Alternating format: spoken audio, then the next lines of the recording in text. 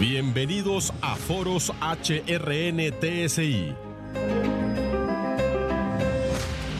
El tema de hoy: Proyección 2024. Expectativas económicas para la región centroamericana y el Caribe.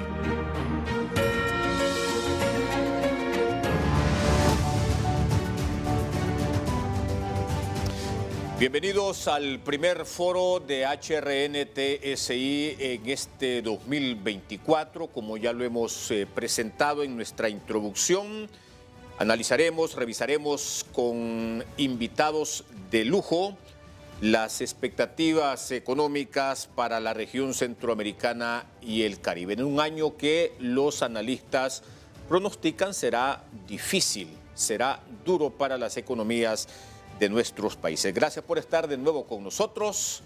De inmediato la bienvenida también a la periodista Evangelina Martín. Mucho gusto, buenas. Gracias por habernos invitado. Encantada de participar de este foro interesante porque el 2023 fue muy difícil. Las proyecciones para el 2024 las conoceremos a profundidad con los invitados que tenemos este día. Pedro Rodríguez, economista principal del Banco Mundial para la región centroamericana, y también Odalis Marte, secretario ejecutivo del Consejo Monetario Centroamericano en Costa Rica.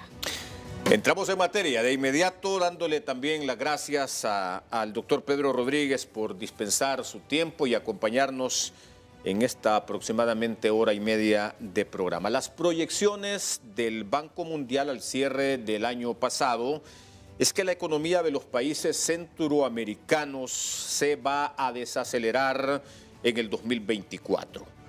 Pero, sin embargo, no es que Centroamérica dejará de crecer. Esas son las mismas expectativas al superar ya el primer mes de este nuevo año. Doctor Rodríguez, buen día. Bueno, muy buenos días a todos, a tu audiencia, y muchas gracias por invitarnos al Banco Mundial a compartir esta mañana para pensar un poco en las perspectivas de este año. Quizás dos puntos con respecto a tu pregunta. El primero, y quizás algunos de ustedes y de nuestros audiencia ha visto que en enero sacamos una publicación que se llama Las perspectivas económicas globales, un poco para alertarle al mundo lo mal que va esta década. Realmente, y ese es el primer punto. Generalizar. Sí, perdona. Este es el primer punto. Como él tampoco. Sí, mira, estoy escuchando un poquito de ruido, pero ya pasó. Entonces, el primer punto es que el mundo se espera desacelerar más o menos a 2.4. Nosotros como mundo crecimos a 6.2% en el 2021 y de ahí vamos bajando. Y este año se espera que sea uno de los años de crecimiento más bajo en esta década. Es decir, algo vamos a tener que hacer para mejorar. Quizás en esta perspectiva global, todavía estoy en la parte global, hay una buena noticia y es que el riesgo de una recesión se ha disipado un poco, principalmente porque Estados Unidos está creciendo mucho más vigorosamente de lo que esperábamos.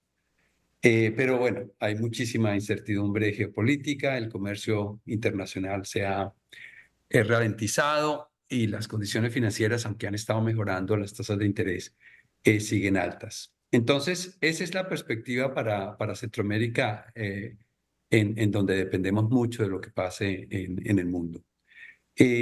Tú mencionaste el 2024 en el Banco Mundial.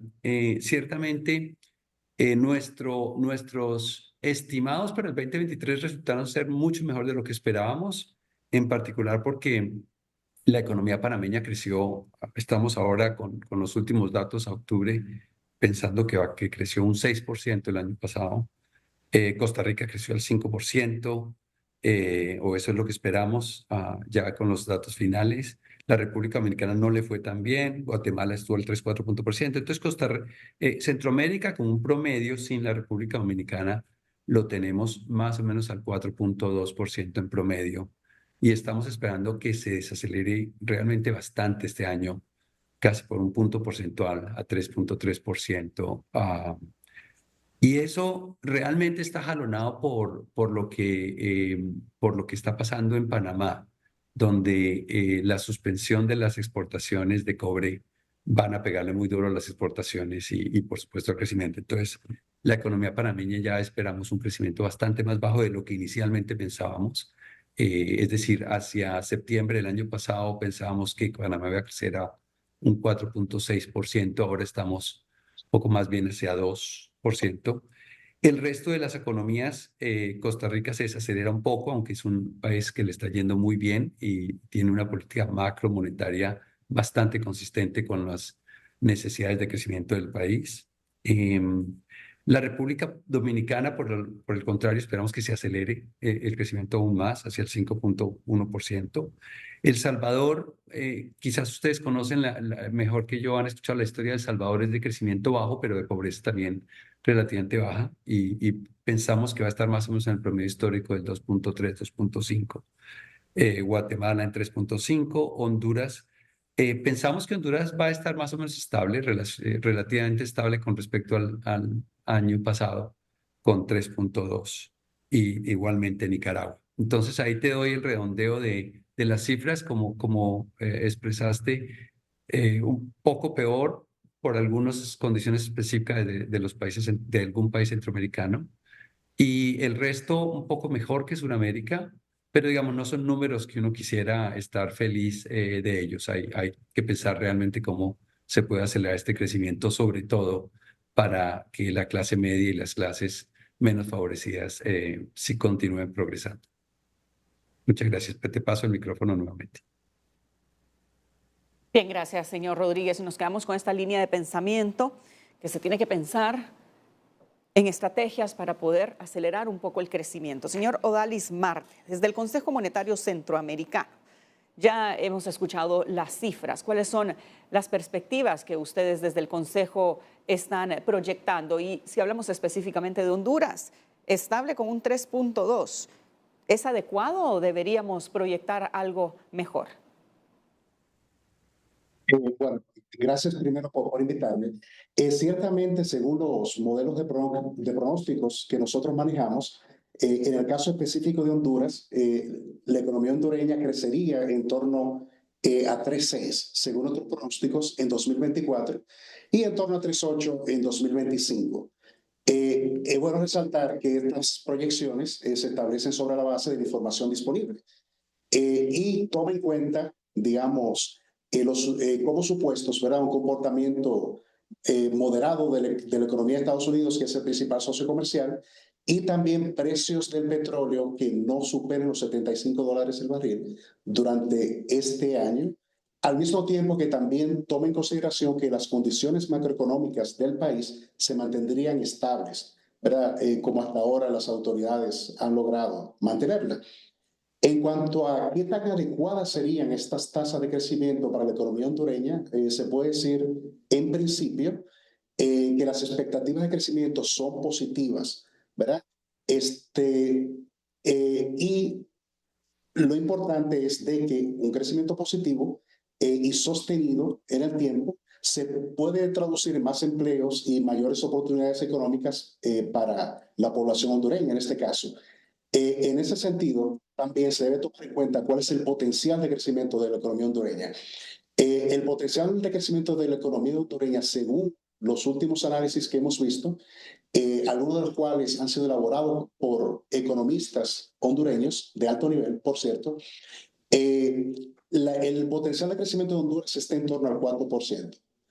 Ahora, para poder crecer más allá del 4% de manera sostenida, entonces tiene que haber algún tipo de cambio estructural que permita una mayor disposición de recursos, de factores de producción, vamos a decir. Quiero decir con esto que haya más capital, más recursos humanos disponibles para la producción, obviamente empleados en la economía, más tecnología.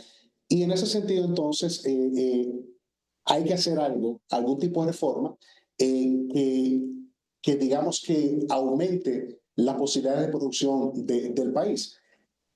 Pero en la medida en que la economía crezca positivamente, entonces se van generando oportunidades para los hondureños.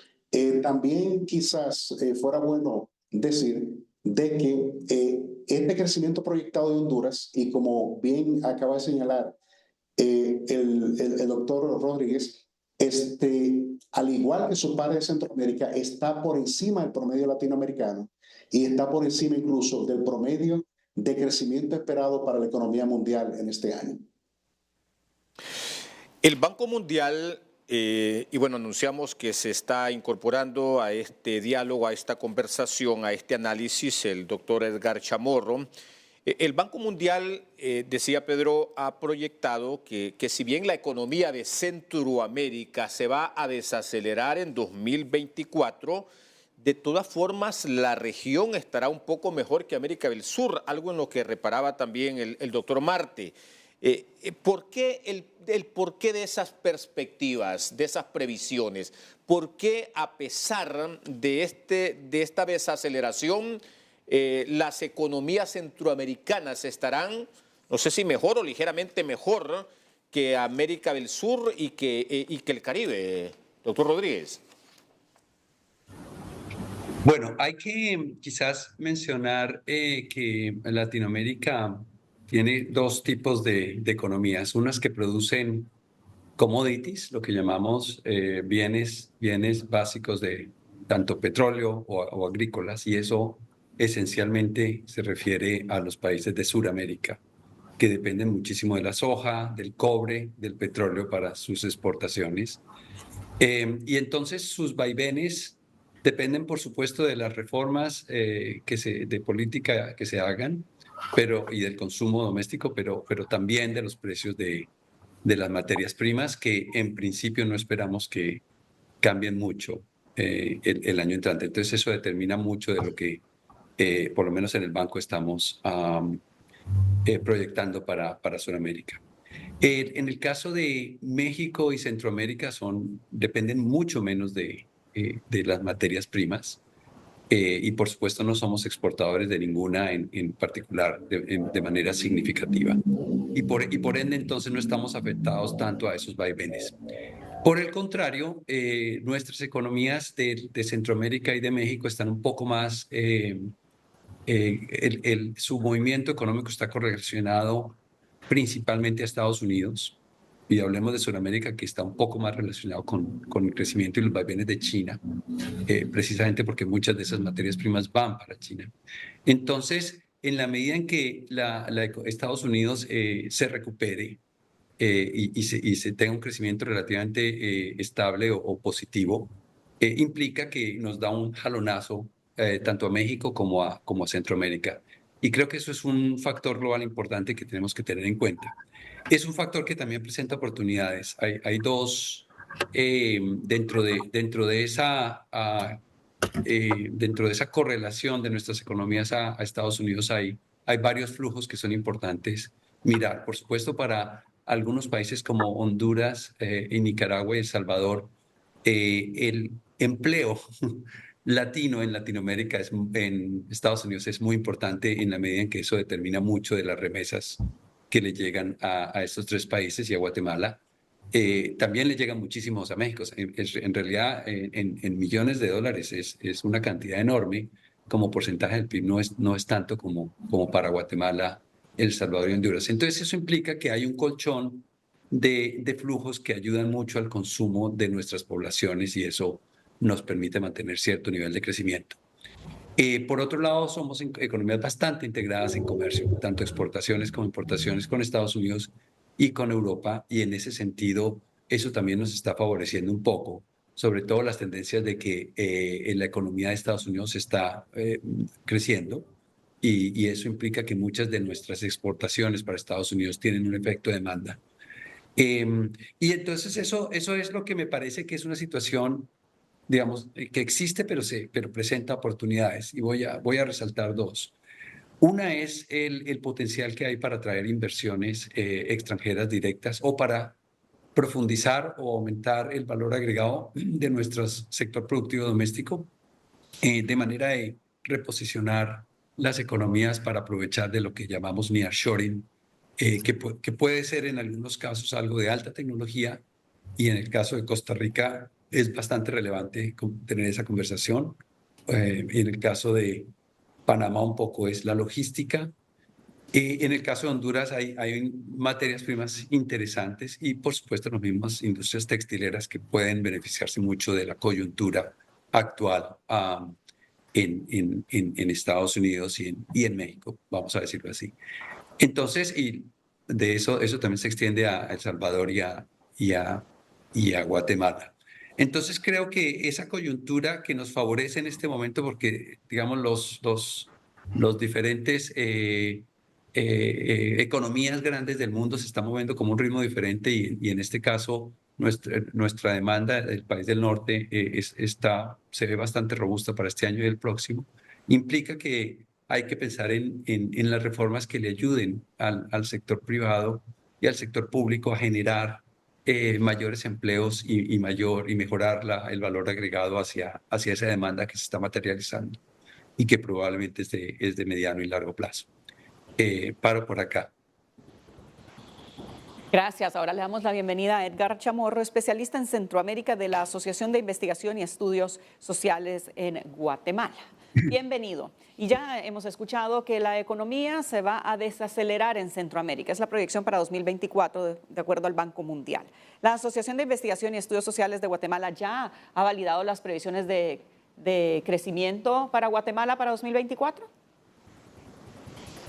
Bueno, muy buenos días a todos.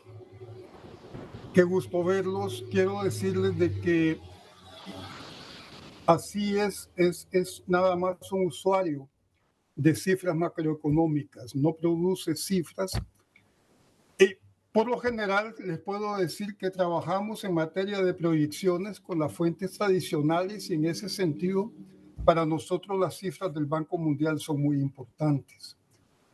También estas cifras van más o menos en línea con todas las demandas del Fondo Monetario Internacional, de la OCDE e incluso con la del Foro Económico Mundial.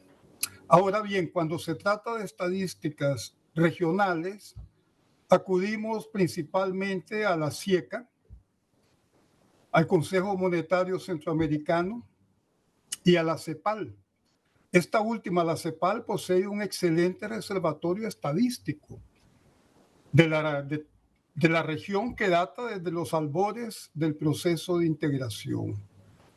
Y a nivel nacional, pues, a veces chequeamos las cifras, pero son las mismas que nos da el Consejo Monetario, la que nos da el Banco de Guatemala, porque ellos la toman también de ahí.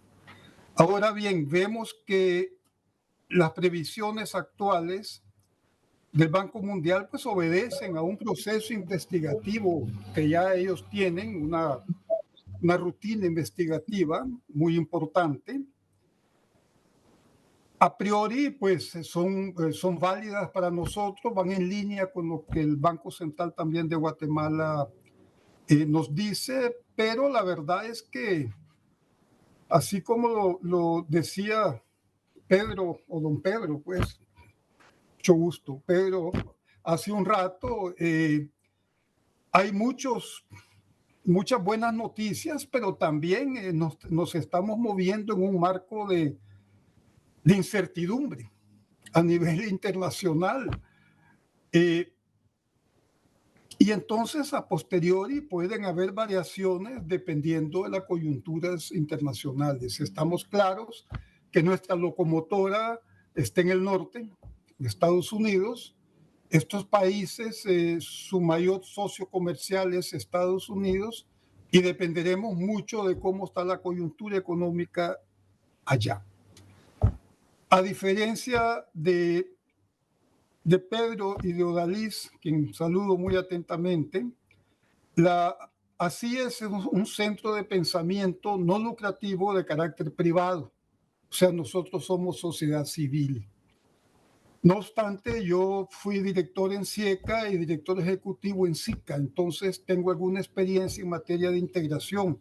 Y en CIECA, pues fui director de estudios económicos, de programación económica y de cooperación, ya para que nos conozcamos bien. Y bueno, quiero decirles de que nos enfrentamos a un mundo totalmente diferente de antes Y para poder nosotros salir del entorno de grandes retos que tenemos, de grandes limitaciones, creería que necesitamos en este nuevo mundo, por así llamarlo, porque no sabemos qué es lo que se nos viene, pero vamos a necesitar mucho, mucho, mucho de innovación. Vamos a necesitar mucho, mucho de cooperación entre nosotros. Y ahí el nearshoring, como lo decía Pedro, es fundamental, especialmente para el Triángulo del Norte, que tenemos con ellos una integración profunda.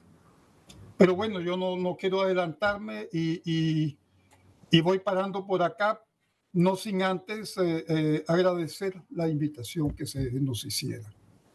Abrazos a todos y todas. Perfecto. Gracias, doctor Chamorro. Y ya tendremos más tiempo para seguir analizando con usted lo que será este año en materia económica y financiera para nuestra región.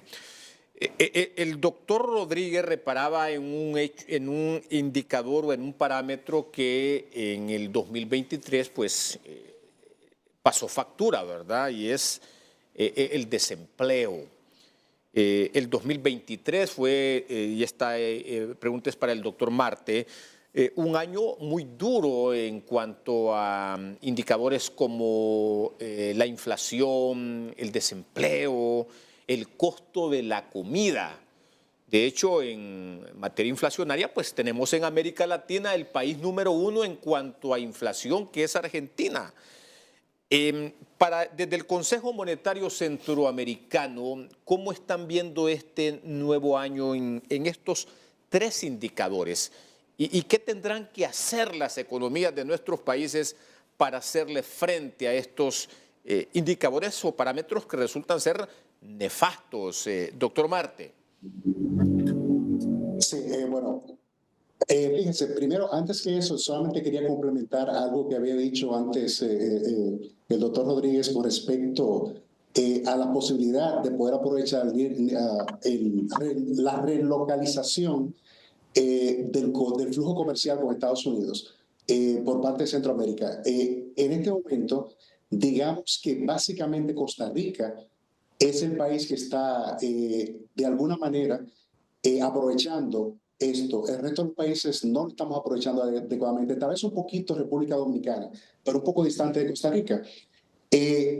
Una idea que ha estado circulando a nivel de analistas en Estados Unidos es de que para que Centroamérica pueda aprovechar mejor esas oportunidades que podría ofrecer la relocalización, el nearshoring o friendshoring, como también se dice, es de que en el ámbito del Tratado de Libre Comercio de Centroamérica, República Dominicana y Estados Unidos, el llamado DR-CAFTA, se pueda, digamos, pueda haber algún tipo de cambio, de modificación que permita a que Centroamérica entre en la cadena de suministros del Tratado de Libre Comercio de América del Norte o del llamado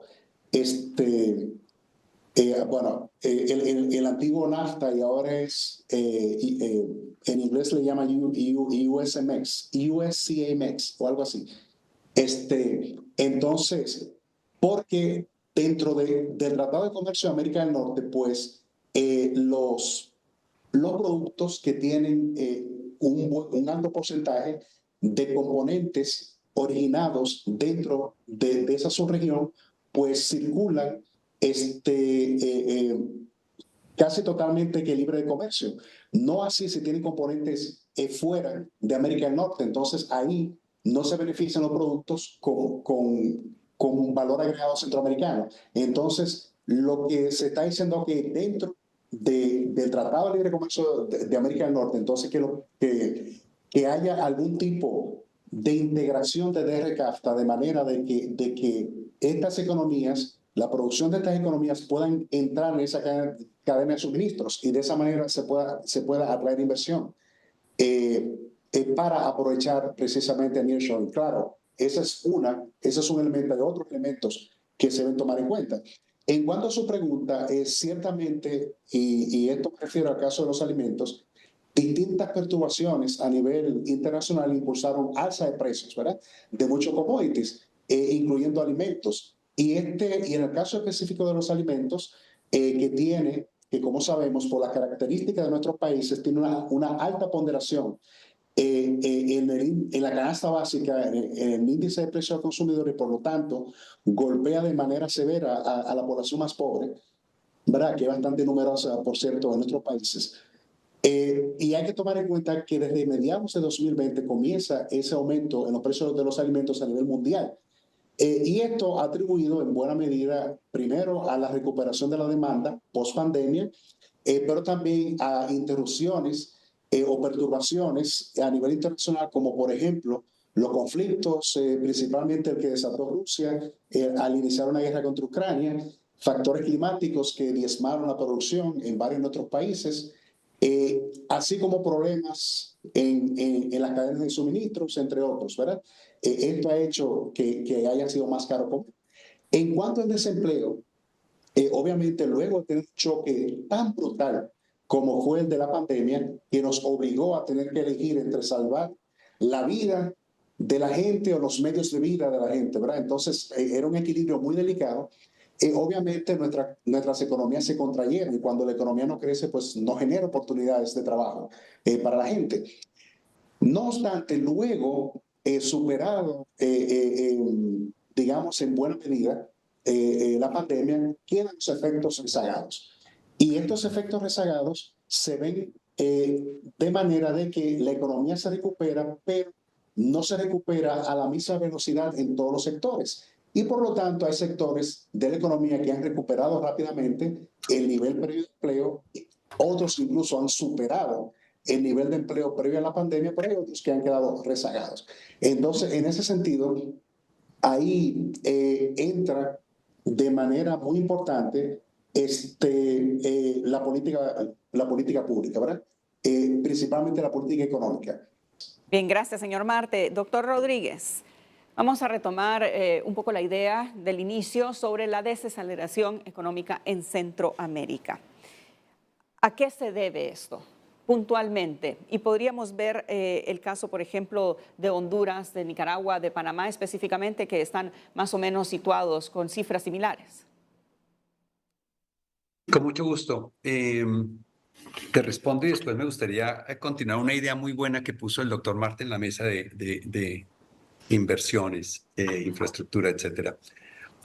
Mira, digamos, yo miro Centroamérica, tenemos un grupo de economistas por país que está mirando específicamente cada país y las condiciones, los datos y las condiciones del mercado que cada cual tiene.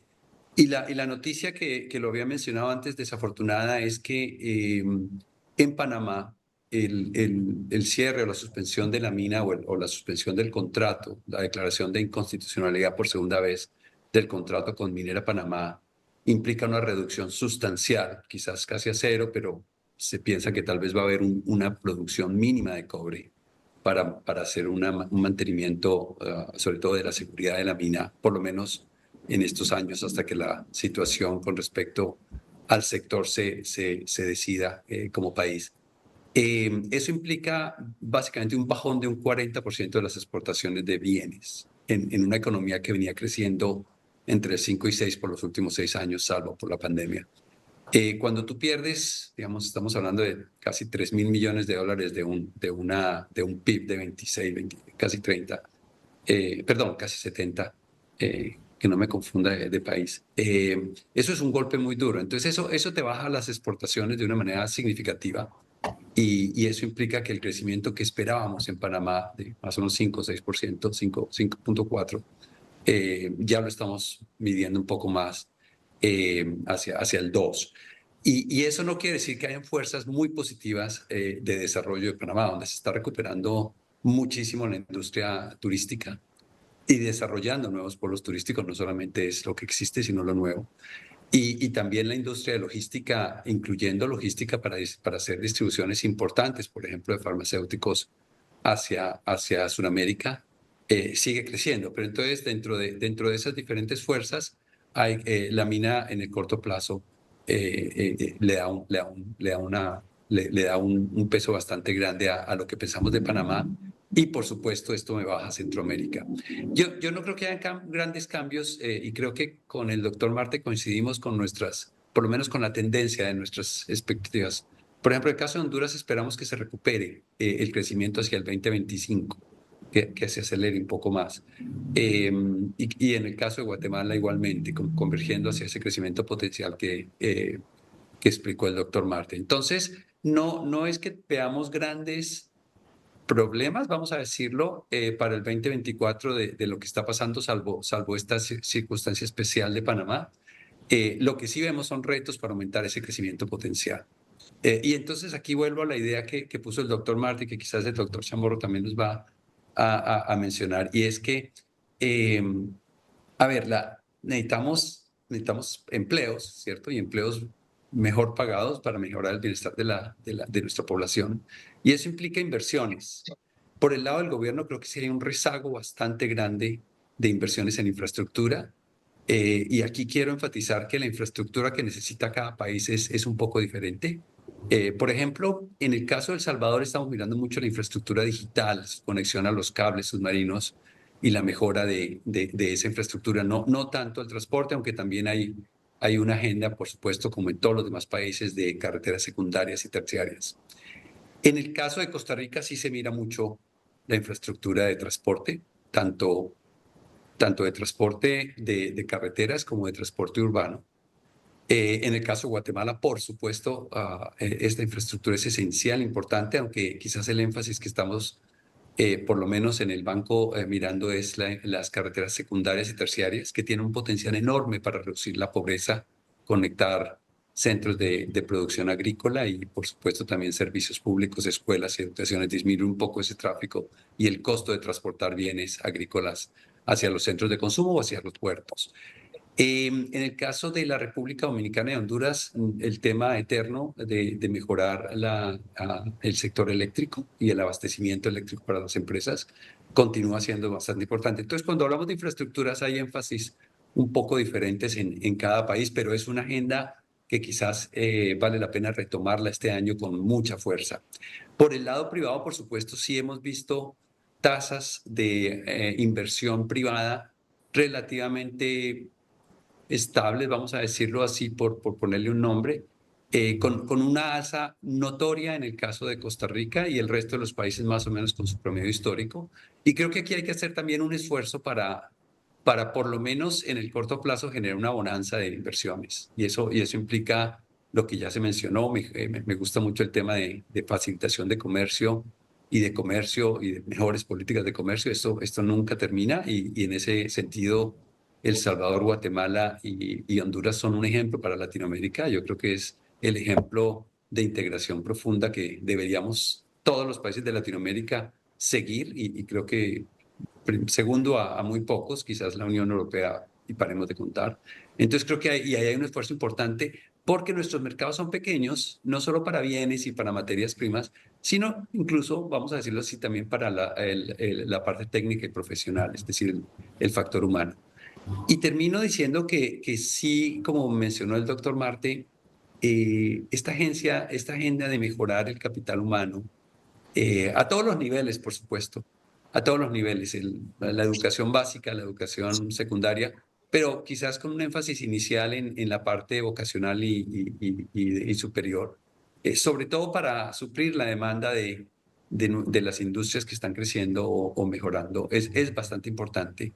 Y termino diciendo que esta inversión va a ser muy importante para cambiar un poco ese balance de la formalidad e informalidad de nuestros trabajos. Por supuesto, donde sabemos que entre más formalidad, mejores pagos, ¿cierto? Y no todos los trabajos informales son improductivos, quiero estresar eso, ni mucho menos. Hay muchos trabajos informales, dependiendo de cómo se clasifique esto en cada país, que son bastante productivos, pero quizás el hecho por ponerle un término, de trabajos industriales, de trabajos donde se agregue mayor productividad laboral y mayor valor agregado, es clave porque eso está asociado a mejores niveles de ingreso y estándares de vida. Perfecto, gracias doctor Rodríguez. Vamos a hacer nuestra primera pausa en Foros HRN TSI. Dejaremos pendiente para después de la misma las valoraciones del doctor Edgar Chamorro sobre cómo estas previsiones o expectativas de crecimiento realmente tienen un impacto en el combate a la pobreza. Cómo para el caso de Guatemala un crecimiento de 3,5% proyectado para este 2024 en efecto impacta en los pobres. Volvemos después de la pausa con el doctor Pedro Rodríguez, el doctor Edgar Chamorro y el doctor Odalis Marte.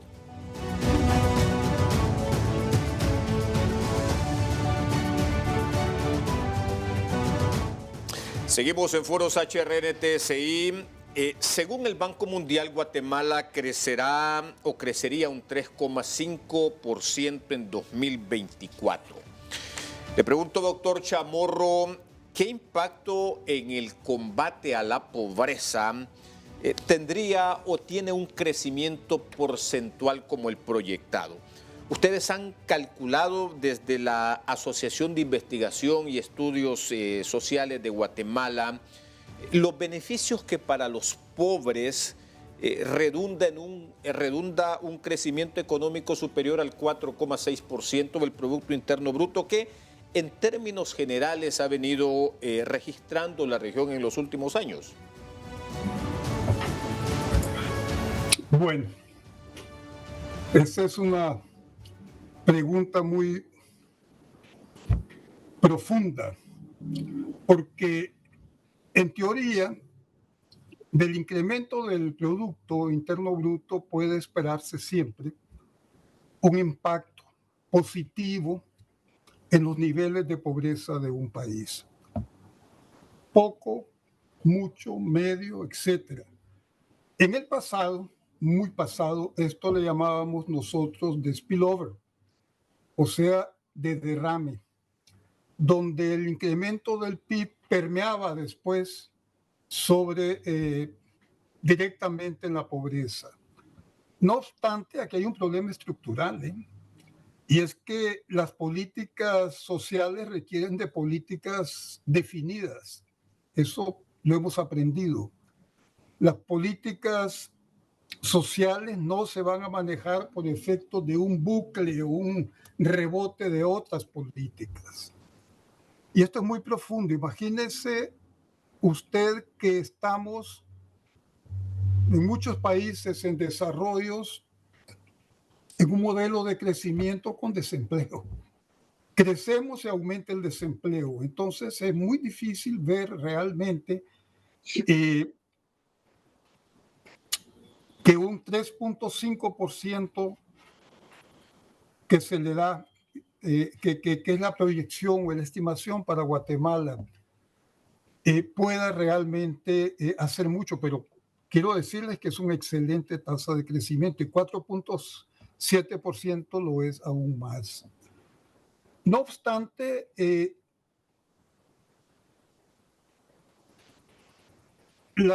en los países pequeños como los nuestros de incipientes fortalezas económicas hay profundos problemas estructurales. Y parecería pues que no existe por muchas razones una relación directa, una relación biunívoca entre el crecimiento del producto y la mitigación de la pobreza. De hecho, y lo repito, el empleo incluso puede aumentar. En Guatemala, fíjense bien que el ingreso laboral de una persona cubre apenas el 54% de sus gastos de salud, educación, vivienda. ¿Cómo se financia este déficit? Que es un déficit social, es un déficit económico que el doctor Rodríguez se refería hace un poco. Gracias. Ya vamos a continuar con usted y nos quedamos con la línea de idea del índice de pobreza. Y vamos a ver más adelante, más a detalle, por qué hay tantas diferencias entre los países del Triángulo Norte y Costa Rica y Panamá, justo como usted estaba mencionando. Doctor Odalis Marte, ¿cómo hacer para que los sectores más pobres de Centroamérica puedan sentir cambios que de verdad impacten y cambien su nivel de vida, porque se escuchan muchas estrategias, hay muchos foros, muchas cumbres, pero al final esto no se traduce materialmente en la mejora de vida de los más pobres.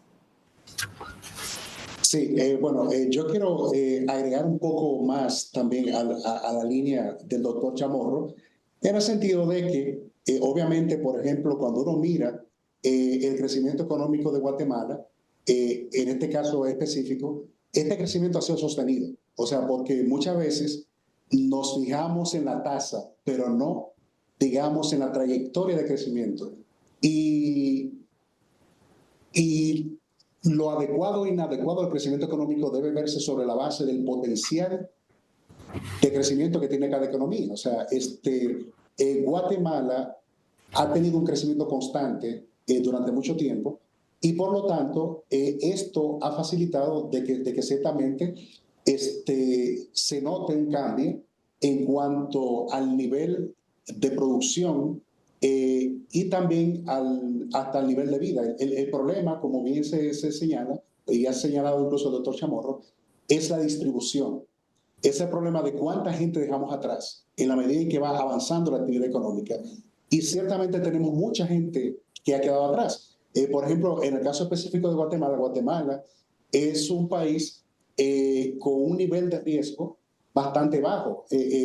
Incluso, según algunas mediciones, está casi a grado de inversión, o sea, está casi en un punto en que el país puede acceder a financiamiento internacional, tanto el sector público como el sector privado, a tasas de interés relativamente bajas. Y esto pudiera ser más bajo aún. Ahora, ¿cuál es el problema? Los indicadores sociales. El PIB per cápita de Guatemala es mucho más bajo que el que tienen los países que tienen grado de inversión, que pueden incluso acceder a tasas de interés bastante bajas. Lo que obliga a una política de largo plazo de inversión social. O sea, y cuando hablamos de inversión social, estamos hablando que hay que invertir en educación, en sanidad, en vivienda y en oportunidades para la población que se ha ido quedando rezagada de esto. Ahora, ciertamente, y mirando de una perspectiva regional, digamos de que hablar de qué hacer para salir de la pobreza es una pregunta muy relevante para todos, para el sector público, para el sector privado, pero principalmente para aquellos que tienen la responsabilidad de hacer política económica y social, ¿verdad? Sabemos de qué preocupación para nuestras autoridades, qué hacer, ¿verdad? Para ir reduciendo esa iniquidad social.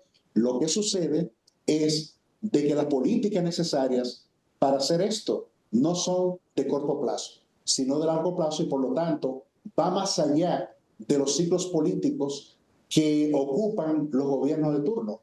Por eso es necesario un consenso social de largo alcance en el tiempo, ¿verdad? De manera de que se promueva algún tipo de diálogo, algún tipo de acuerdo mínimo de políticas de qué hacer para que independientemente del ciclo político, de qué partido o de qué gobierno esté dirigiendo la administración pública, se pueda implementar un set de políticas, ¿verdad? En ese sentido, digamos que hay algún consenso de algunas cosas que hacer para reducir la pobreza, aunque esto no necesariamente es una receta para cada país, pero yo le puedo dar mi visión, digamos, que no necesariamente es la visión del Consejo Monetario Centroamericano, sino la mía personal. Para mí, primero, el ambiente de negocio es fundamental. O sea, porque el sector privado, la economía es el sector privado. O sea, el sector privado es el 80%, entre el 70 y el 80% de la economía en cada país. Por lo tanto, debe haber las condiciones necesarias para que el sector privado opere, invierta, haya certidumbre, ¿verdad?, de políticas económicas, haya certidumbre política de estabilidad política, de estabilidad macroeconómica, ¿verdad? Sí. En primer lugar. Y en este sentido puede operar no solamente la inversión nacional, sino también la inversión extranjera en el país. Obviamente también una política económica que favorezca la estabilidad de precios, ¿verdad? Y cuando me refiero a estabilidad de precios me refiero a que la inflación sea baja y estable en el tiempo. Pero también se deben tomar medidas para elevar el potencial de crecimiento de la economía. Obviamente, ya dije de que más allá de la tasa de crecimiento per se, tenemos que fijarnos en la sostenibilidad de ese crecimiento, pero obviamente si ese crecimiento sostenido puede ser más alto, pues más oportunidades tendría la población. Pero para nosotros elevar el potencial de crecimiento de la economía, tenemos que hacer inversión física, inversión social, ¿verdad? Elevar la calidad de nuestro capital humano, elevar la calidad y funcionalidad de nuestra infraestructura y también elevar la calidad y funcionalidad de nuestras instituciones, que es un aspecto muy importante. Por ejemplo, en el caso de Guatemala, pues muchos estuvimos muy preocupados de la reciente transición de gobierno que hubo que hacer, porque esto a los ojos del mundo daba una señal de debilidad institucional. Y en ese sentido, obviamente eso afecta las perspectivas económicas del país. Por suerte, de que el sector privado, en el caso de Guatemala, ha mostrado aparentemente confianza en el país, confianza en el futuro de su economía y además también el mismo sector público, sobre todo a nivel de autoridades económicas, han ido durante mucho tiempo forjando la estabilidad macroeconómica necesaria y las políticas, la profesionalización del quehacer de la política económica, de manera de que no hay sobresaltos, a pesar de que haya algún tipo de conato en el sector político, por lo menos a nivel de políticas económicas, el país mostró su fortaleza. Y mucha fortaleza tenemos. Doctor Marte, sí, ¿le parece si hacemos un alto en este momento porque tenemos que hacer otra pausa? Y ya vamos a hablar también con el doctor Pedro Rodríguez de esas condiciones que tienen que generarse a nivel de las economías, pero sobre todo de los sistemas políticos para que esas condiciones sean las que permitan que el crecimiento económico sea mayor. Hacemos otra pausa y seguimos aquí en Foros HRNTS.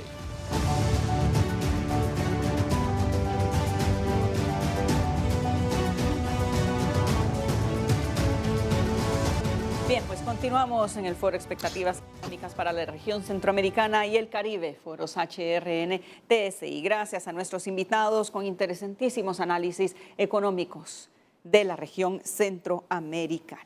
Continuamos con el doctor Rodríguez y ya hemos escuchado en los análisis las diferencias que hay entre el Triángulo Norte, los países del Triángulo Norte y Costa Rica y Panamá, por ejemplo, que tienen siempre sus crecimientos con mejores proyecciones. ¿A qué se deberá esta situación, doctor Rodríguez?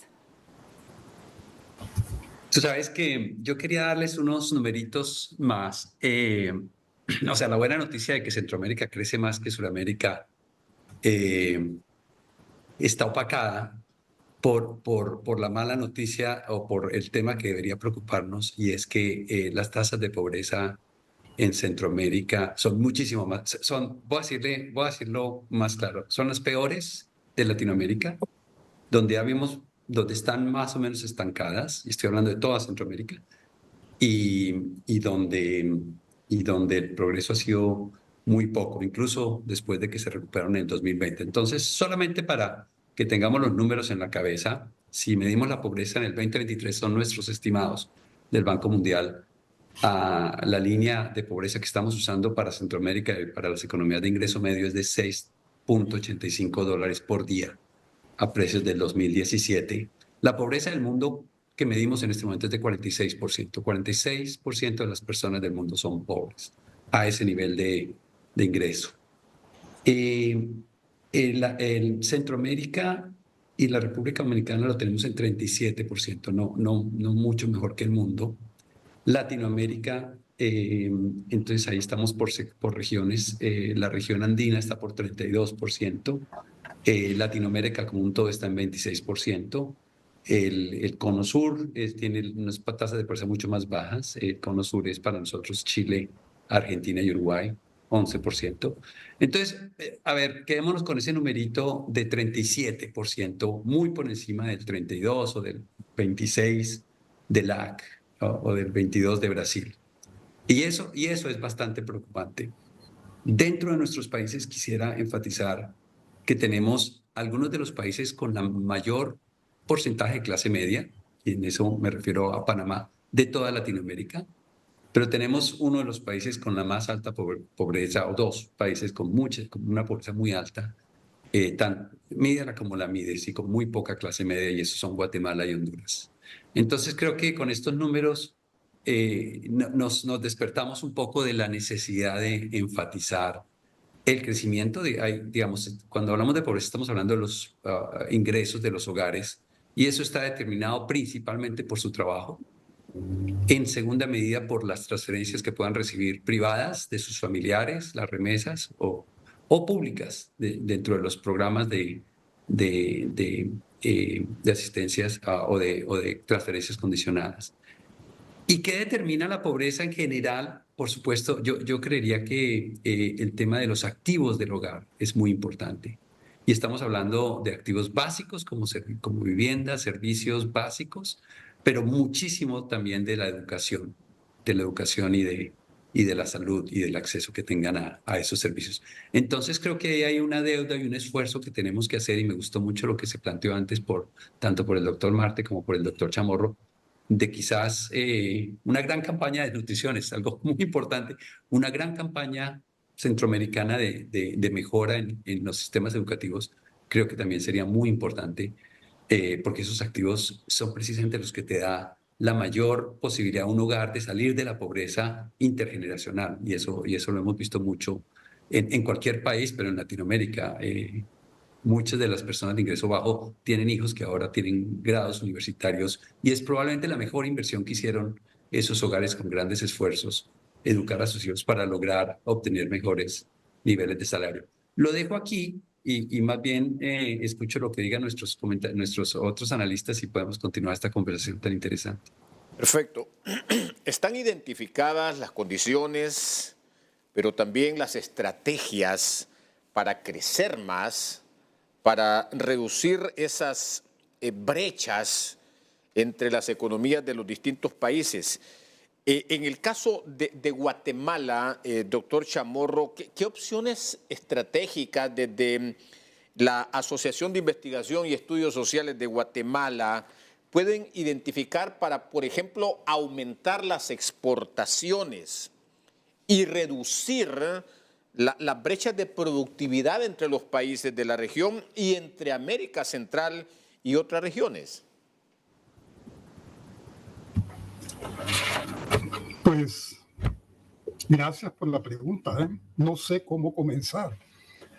La verdad es que en términos globales existe todo un recetario de propuestas para aumentar las exportaciones. Estos recetarios son tanto a nivel interno, por ejemplo, OASIES participa en varios foros de discusión sobre el desarrollo del país, y obviamente estamos siempre atentos a nuevas propuestas para aumentar las exportaciones y en materia de integración para reducir las brechas entre los países. Y aquí hay algo muy importante: esa reducción de brechas para los países es lo que nunca hicimos en el proceso de integración a los inicios. Ahora es muy preocupante porque se nos viene la bomba. Y voy a explicar después qué bomba. Además, hay las gremiales privadas en Guatemala muy activas, estoy totalmente de acuerdo, muy propositivas, tienen su propia ruta. Las gremiales regionales también. Pero la tarea es ardua. No es fácil, no es nada más pensar en un nearshoring para exportar más, sino que al hablar de reducir las brechas de productividad, estamos tocando precisamente el foco del desarrollo de estos países. De hecho, los cuellos de botella son todavía abrumadores.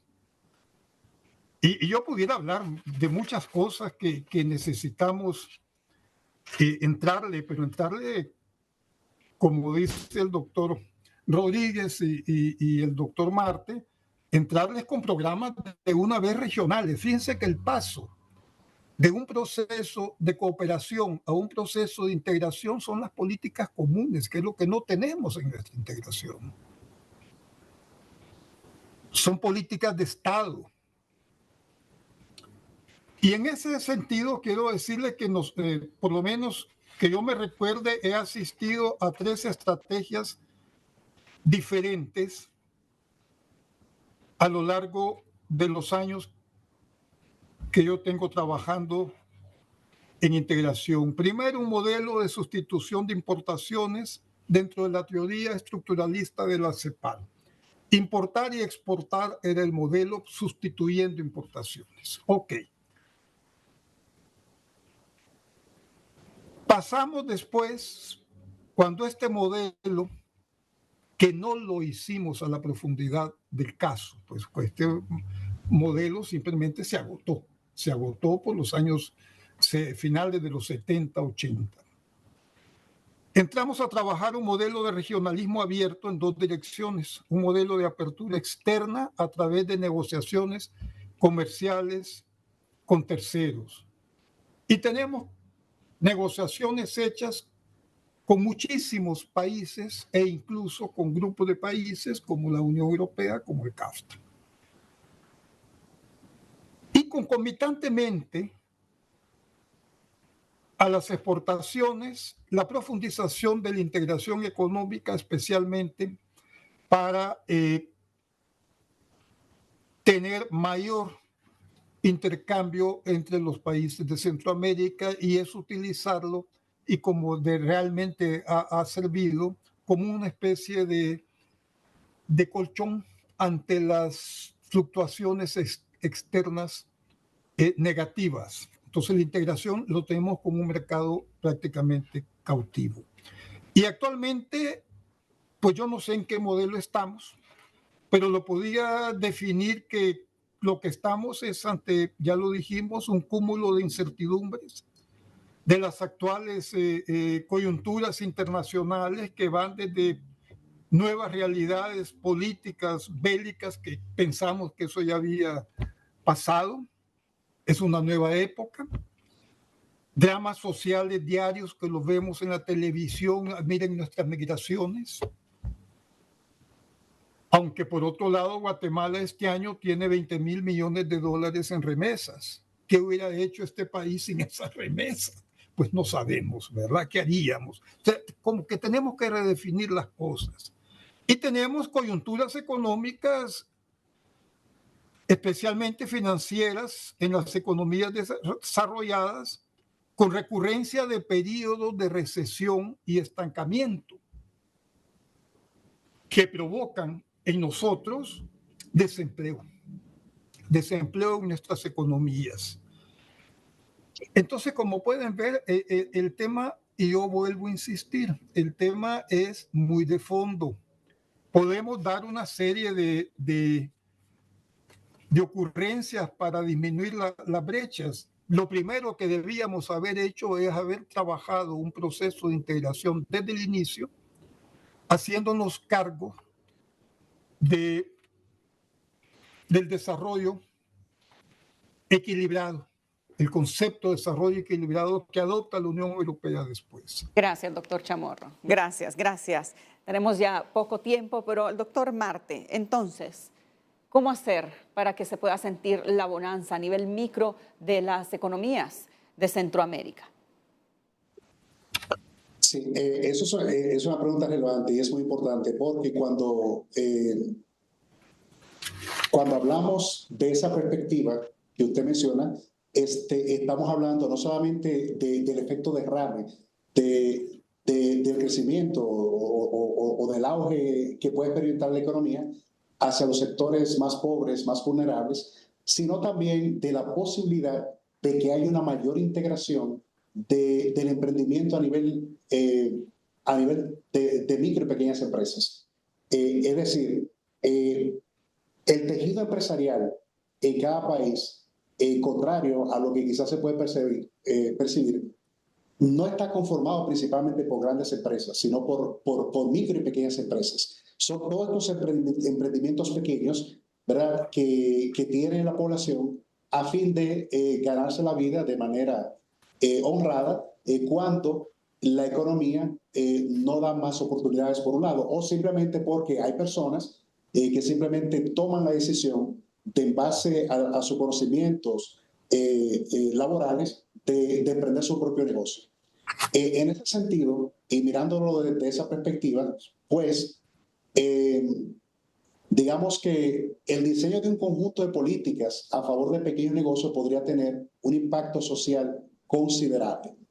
Y en ese sentido es importante subrayar que hay políticas cuyos impactos, y vuelvo a insistir en el tema de los plazos, o sea, hay políticas cuyos impactos o efectos no son inmediatos, sino más bien de largo plazo. Entonces, porque siempre hay factores estructurales en la economía que hay que resolver para poder hacer esto. Por ejemplo, en muchos países, por ejemplo, cuando queremos incentivar el avance, el surgimiento de nuevos negocios, siempre nos encontramos con el tema casi común del acceso a financiamiento. Entonces, políticas que puedan ayudar a que los pequeños negocios accedan a financiamiento son buenas, precisamente para que ese tejido empresarial se expanda y por lo tanto contribuya no solamente al crecimiento económico, sino al bienestar, ¿verdad? Y en ese sentido también los avances en integración, en inclusión financiera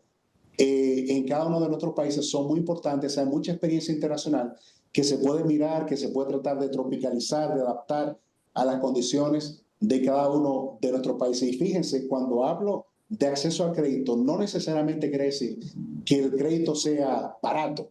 Muchas veces el simple hecho de poder acceder a un financiamiento para muchos negocios pequeños es una gran ayuda. Ahora bien, tiene que haber algún régimen de garantías y por lo tanto los derechos de propiedad, desarrollar los derechos de propiedad es importante. O sea, hay, por ejemplo, muchos hogares que tienen pequeños emprendimientos, pero no tienen un título de propiedad, no tienen algo que puedan poner en garantía para un financiamiento, ¿verdad? Entonces, por lo tanto, la titularización de las propiedades, tener un régimen bien claro de propiedad, es muy importante para acompañar este proceso. Pero también todas las políticas sociales que hemos mencionado anteriormente sirven precisamente para ese efecto de derrame.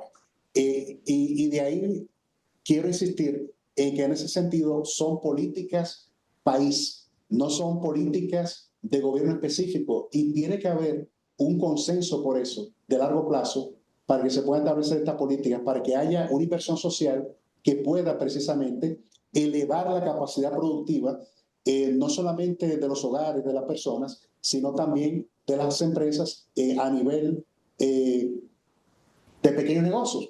También los encadenamientos productivos es importante, o sea, también la posibilidad no solamente de que los pequeños negocios operen sirviendo al público, sino también que puedan encadenarse con empresas más grandes a nivel nacional y puedan entonces de esa manera haber algún tipo de armonización. Yo quiero aprovechar en estos pocos segundos solamente para decir de que nosotros hablamos mucho de integración regional, lo cual es sumamente importante. Ahora, la integración regional, a mi modo de ver, también comienza por la integración interna.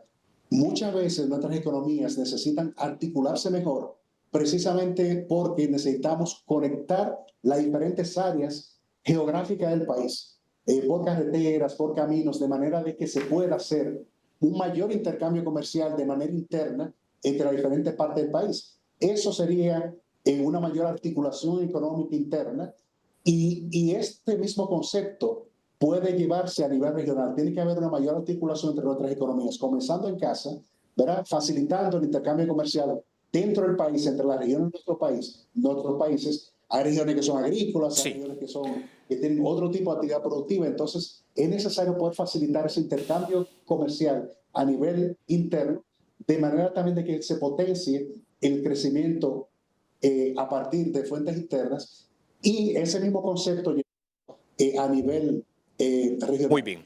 Vamos a... Sí. De consenso entre nuestros países. Perfecto. Gracias, doctor. Vamos a nuestra última pausa aquí en Foros HRNTS.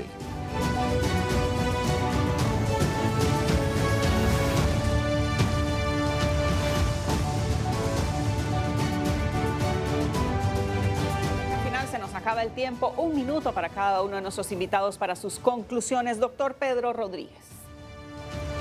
Bueno, mira, excelente conversación, muchas gracias. Voy a dejarlos con dos puntos para que todos pensemos.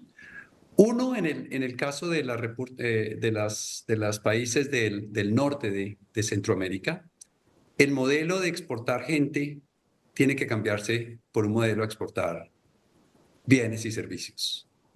Como lo empezamos a discutir acá. Y en ese sentido, solo les digo que empíricamente hemos visto que cuando los países llegan a un ingreso per cápita de más o menos $10,000, $8,000-10,000, esta tendencia se revierte. Entonces habría que pensar en esas metas y cómo se alcanzan. El segundo punto que no discutimos acá, pero que creo que es extremadamente importante, es que Centroamérica, como un todo, tiende a perder hasta 2,5 puntos del PIB al año en promedio, o ha perdido, no estoy hablando de una proyección, esto es histórico. Entre 1980 y del 2018 se ha perdido en un país como Honduras 2,6% del PIB a causa de los desastres naturales. Entonces creo que, y en el caso de Nicaragua es un número parecido, en el caso de El Salvador también, poco menos para Guatemala, Panamá y Costa Rica. Pero creo que la resiliencia, conversemos un poco después en otro foro sobre cómo se aumenta la resiliencia de los hogares y de las economías a los desastres naturales. Y esto va a ser país por país porque cada uno enfrenta unos desafíos diferentes. Sí. Esas son las 2 ideas que quería dejarles y les agradezco muchísimo por este espacio. Gracias, doctor Pedro Rodríguez. Doctor Edgar Chamorro, en 60 segundos va a ser bien difícil, pero bueno, ¿qué recomendación o qué deberán hacer los países así pero con este corto tiempo para desatar todo el potencial de crecimiento? Pues habría mucho que hacer, incrementar la inversión extranjera, dar condiciones para inversión nacional, papel del Estado en esto, aumentar la innovación, la economía de la innovación, y ahí tenemos la economía circular, la economía verde, con energías renovables, en la circular, economía sin desperdicios, infraestructura, etcétera. Pero mi recomendación final es profundizar la integración centroamericana, específicamente la integración económica, y dentro de esta integración económica, la integración profunda de Honduras, El Salvador y Guatemala, pues tiene mucha capacidad de poder lanzarnos a un buen futuro económico y social.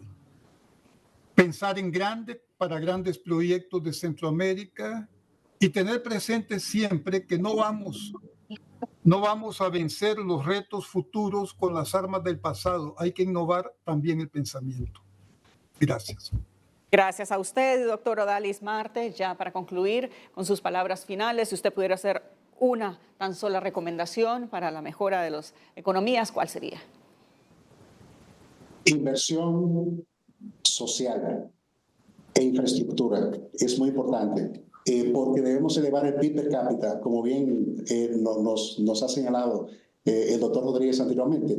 Y obviamente esto lo podríamos hacer mejor juntos que individualmente, porque ciertamente nunca fue tan necesaria la integración entre nuestros países, sobre todo para tener set de políticas comunes, objetivos comunes, pero también al mismo tiempo para enfrentar juntos los desafíos que no son comunes, como es el caso de la pobreza, ¿verdad? Y para esto, obviamente, la estabilidad macroeconómica es muy importante y en ese sentido, mantener, consolidar la profesionalización de nuestra política económica es un acompañamiento imprescindible, ¿verdad? Tenemos bancos centrales bien tecnificados, con un capital humano bastante bueno y que nosotros esperamos que se siga fortaleciendo. Tenemos un Ministerio de Hacienda también bastante fuertes, entonces lo que necesitamos es mayor voluntad política, mayor conciencia, mayor diálogo